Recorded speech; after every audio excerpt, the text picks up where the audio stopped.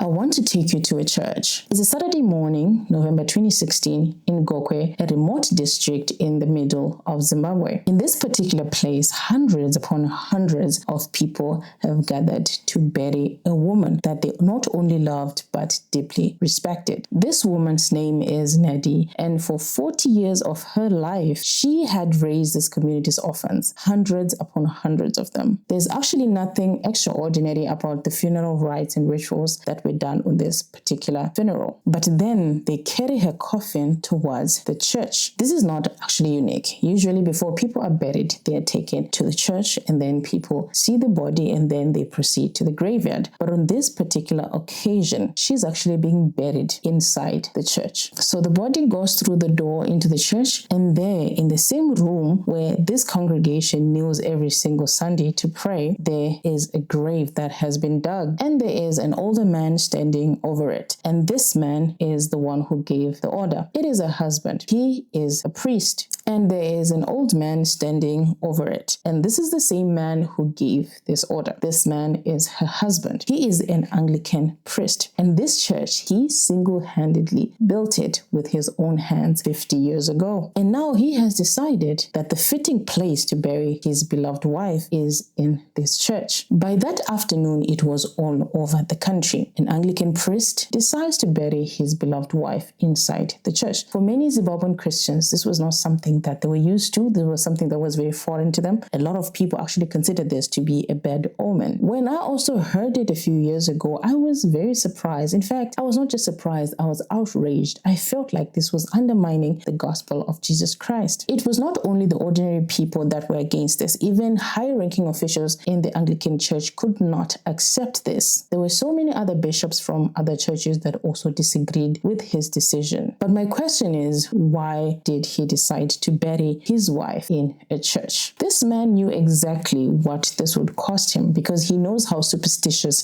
Zimbabweans are, and a lot of people would associate this very act with something like Satanism. So why did he proceed to bury his wife in a church, even though he knew how he would be perceived when doing this? And this is exactly what we're going to be talking about in today's Yap session. My name is Edlin, and welcome to my Yap session. If you're interested in the topics that we discuss right here, please click the subscribe button and the bell so that you can be alerted every single time I upload a video. If it's your first time here, please welcome to the channel. Feel right at home. Let's just get right into it. If this is your first time watching me, to familiarize with what I talk about, please go through my video. Just scroll around and just see maybe 2 or 3 minutes of each of my videos so that you understand exactly what type of topics we address right here. So let's get right into it. I should definitely tell you how this story found me. You see, I went to a mission school. In actual fact, I lived on this mission school for majority of my life. This school is St. Patrick's High School, which is lodged in Chundura in Gweru Midlands, right here in Zimbabwe. And the woman that was in charge of the dormitories and in charge of the dining hall was a nun. Her name was Sister Gladys. So at the time, I didn't think much of it. I mean, she was just someone that was very fascinating, interesting. She was very much out there. I'm sure everyone that went to school during those days has a memory of what she said. Although she had no kids herself, she was definitely very motherly. It was only years later when I started thinking about it, when I started digging much into the history of the Anglican Church, that I actually realized that the Anglican Church did not have any nuns. It did not have any friars. It did not have any monks. So why was she a nun? And why was she under the Anglican Church? Because it was an Anglican mission school. You see, my school, St. Patrick's High School, sits just outside of Gweru, and it belongs to the Anglican Diocese of Central Zimbabwe. It includes a primary school, and it also includes a high school, which is a boarding school, which houses more than 850 pupils. It also includes a clinic, which has now turned into a hospital, and it also includes, this is one of the best performing schools in Central Zimbabwe. So if the Anglican Church in its doctrine does not have nuns, monks, or friars, how come at our school we had nuns? We even had a nun in our class at one point. Okay, quick history, we need to understand something. For 1,000 years, there was basically only one church in Western Europe, the Catholic Church. If you were a Christian in France, in Spain, in Italy, in Portugal. You answered to him. So evidently it was one church, one chain of command all the way to Rome. And then something quite embarrassing happened in 1530. The King of England, Henry VIII, wanted out of his marriage. Obviously, this is not something that is unique to the King of England.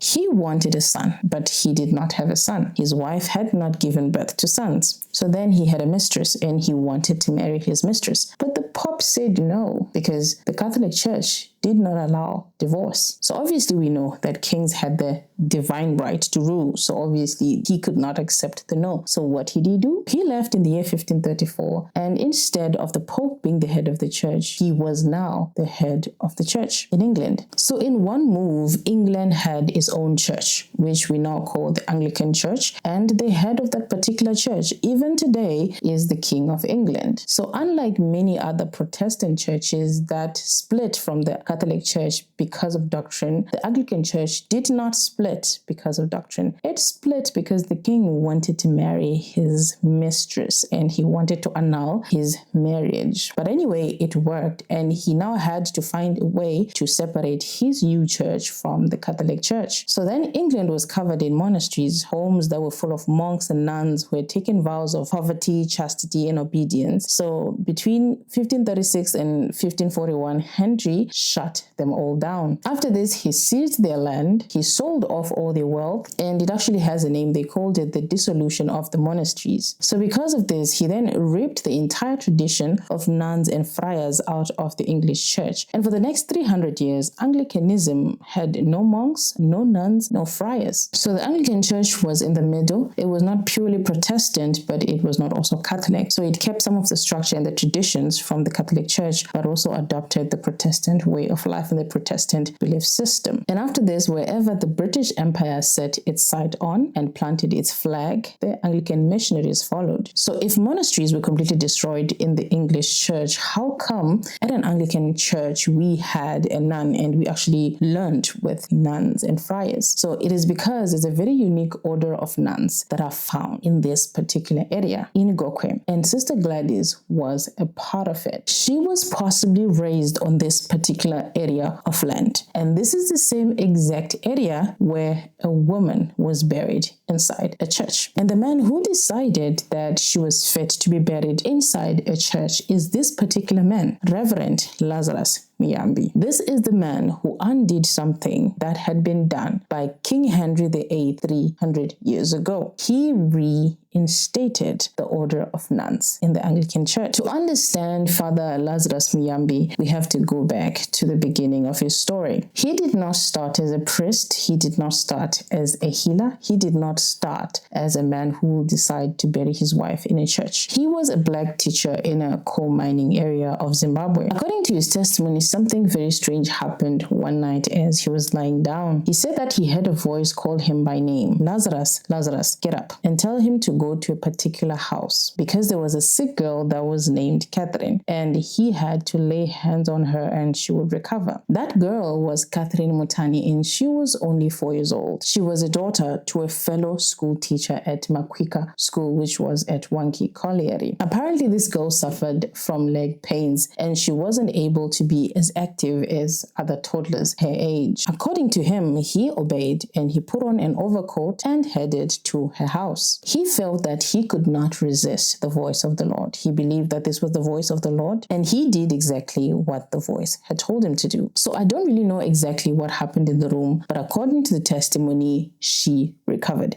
And it was during this encounter that he actually believed that God had given him this spiritual gift of healing, which is considered to be one of the 9 gifts of the Spirit. So because of this, he believed that the Lord had called him. So he then decided to train and become a priest. He was then ordained and he took his ministry to Botswana for many years. So then in the year 1972, an Anglican bishop named Mark Wood of the Diocese of Matabeleland had a problem and a patch of land. he was allocated a fresh site to build a church, and he called Reverend Muyambi back from Botswana, come and challenge the people of Gokwe, who were in his missionary language at the time living in darkness. He believed that they needed to hear the gospel of Jesus Christ. This was not an easy task. It is not an easy thing to establish a church where there is no church, especially in places like Gokwe. So Gokwe was very hard. When he arrived, he faced problem after problem. There was no accommodation. It was a dry and punishing environment, but he stayed and he persevered, and he actually built a church. He really believed in his calling. And a year later, in the year 1973, on the 4th of April, Bishop Mark Hood came and officially opened St. Agnes Mission in a colorful ceremony. And this is where the ordinary story ends and the extraordinary one starts, because Reverend Muyambi did not run an ordinary parish like many other priests. Within a few years, he had transformed St. Agnes Mission into a renowned spiritual healing center.